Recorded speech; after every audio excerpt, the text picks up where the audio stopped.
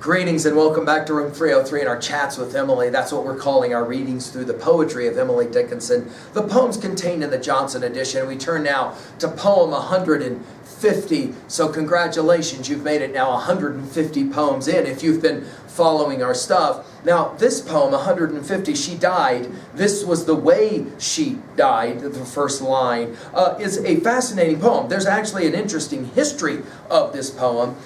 Emily's first major publisher, Higginson, actually predicted that this would be the poem that Emily would be remembered for. Now, of course, there's all kinds of irony about that, because this poem is probably one of the least read of Emily Dickinson's poems for reasons that we'll maybe talk about. It's a very, to use her word from the poem, it's a very simple poem. Now, our assumption is that you've been following our stuff at LearnStrong.net, down that left-hand side, Chats with Emily, our playlist. I'm hopeful that you've already been exposed to our set of introductory comments, where, for example, we mentioned somebody like Higginson. Also, I'm hopeful that you've been following our stuff and you've already read the preceding 149 poems to get you to now poem 150. And I know a good number of you are reading every one of these poems and following along, and that's really awesome.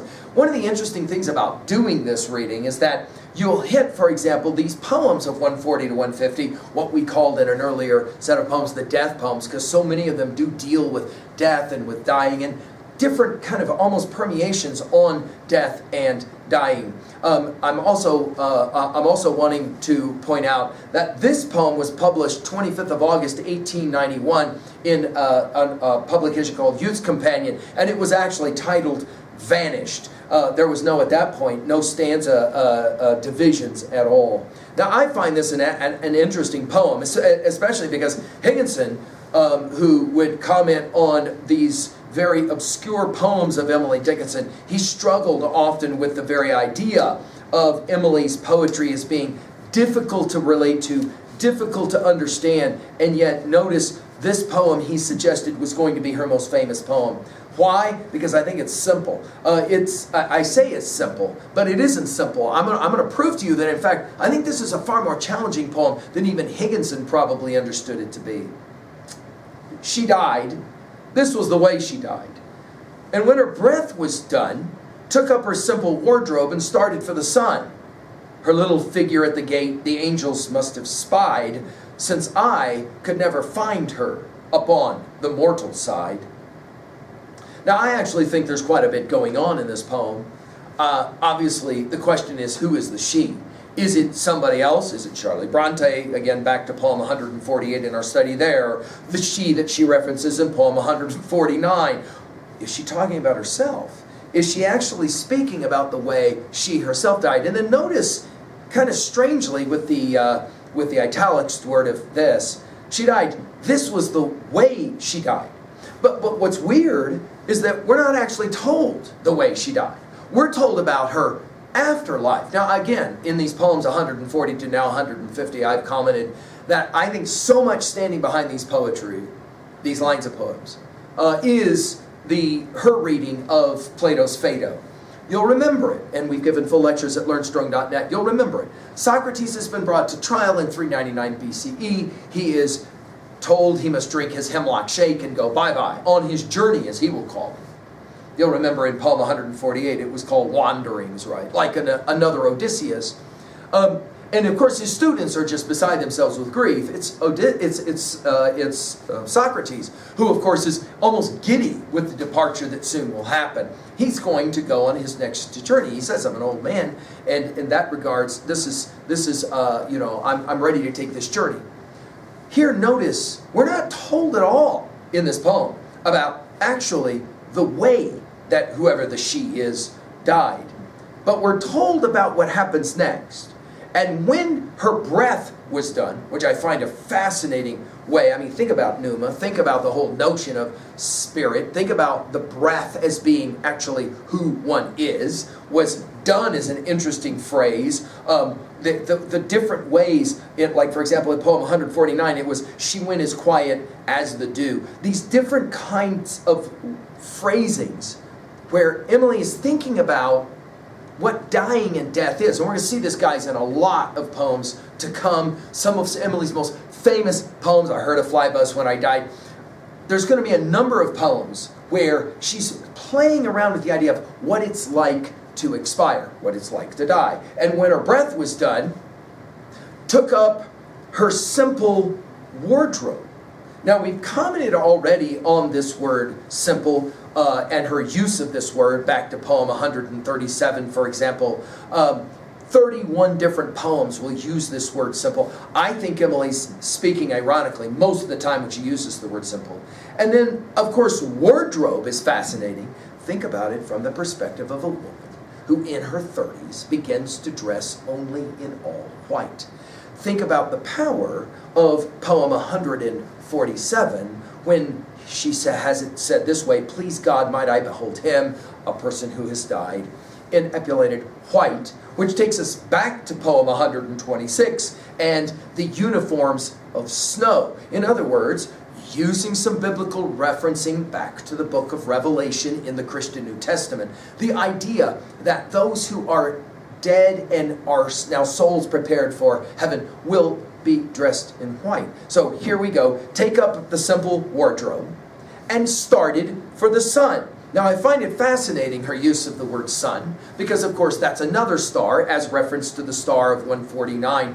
We're talking there of course about Laviere's discovery or partial discovery, discovered the star Neptune, right? So we're playing the game here of astronomy again and started for the sun. What I also find fascinating is that, remember back to our study of Shakespeare's Hamlet, when for the very first time we hear Hamlet speak, he says, when asked, "Why is it that the clouds still hang on you?" Claudius asks him, he says, "I am too much in the sun." And we point out in that lecture, and you can go to find those lectures at learnstrong.net, that if you're hearing the language, S-U-N can also be spelled as S-O-N, and of course theologically it could be read as S-O-N here, and started for the sun.